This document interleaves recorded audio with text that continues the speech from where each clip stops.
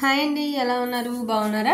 బాగుండాలని కోరుకుంటున్నాను. నేను మీ లక్ష్మిని. యాక్చువల్గా ఒక విలేజ్ వైపు అయితే వెళ్ళి వీడియోస్ అయితే తీసుకుని వస్తూ ఉన్నాను అనమాట.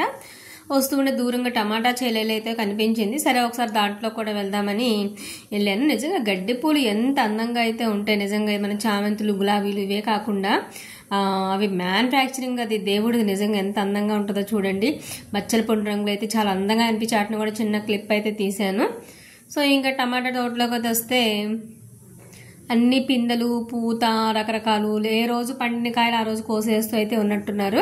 ప్రశాంతంగా ఉంది. ఇదైతే ఏదో పసుపు తోట కానీ పొగాకు కానీ సంథింగ్ ఏదో అనుకుంటాను. ఏదో చెప్పారు, నాకు గుర్తులేదు. మీకు ఎవరికైనా తెలిస్తే నాకు కామెంట్ చేయండి. సో ఇంక ఇది ఇక్కడి నుంచి ఉంటే ఒక్కొక్క టమాటా చూసుకుంటూ ఏది పడింది ఏంటి అనుకుంటూ అయితే వస్తూ ఉన్నాను అనమాట. ఎంత బాగున్నాయి అనిపించింది. నాకైతే ఒక కాయ కడుక్కుని తిందామా అనిపించింది. బట్ కానీ ఏంటంటే శీతాకాలం కాబట్టి ఊరికే తుమ్ములు వచ్చేస్తే, టమాటా కొంచెం జలుబు అంటారు కాబట్టి ఇంకా నేనైతే రిస్క్ తీసుకొని, చిన్నప్పుడైతే అమ్మమ్మ వాళ్ళ దగ్గరలో తోట ఉంటే వెళ్ళిపోయి టమాటా కాయలు పొట్టు నిండా తినేసేవాళ్ళం. దాదాపు 5-10 కాయల వరకు కోసేసుకుని తినేస్తూ ఉండేసేవాళ్ళం. బోర్ వాటర్ కాయలన్నీ కడిగేసుకుని. అవన్నీ నాకు మెమరీస్లో అయితే గుర్తొచ్చాయి.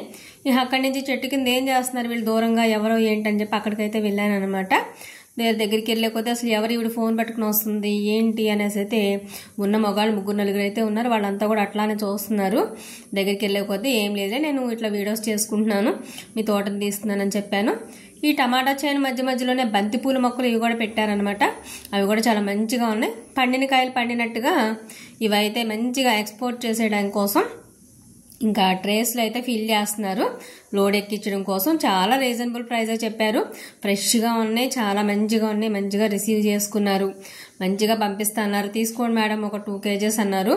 బట్ అయినా కానీ ఇంకా మనం ఇప్పుడు అక్కర్లేదులే అని చెప్పేసి తర్వాత తీసుకుందాం అని అయితే అనుకున్నాం అనమాట.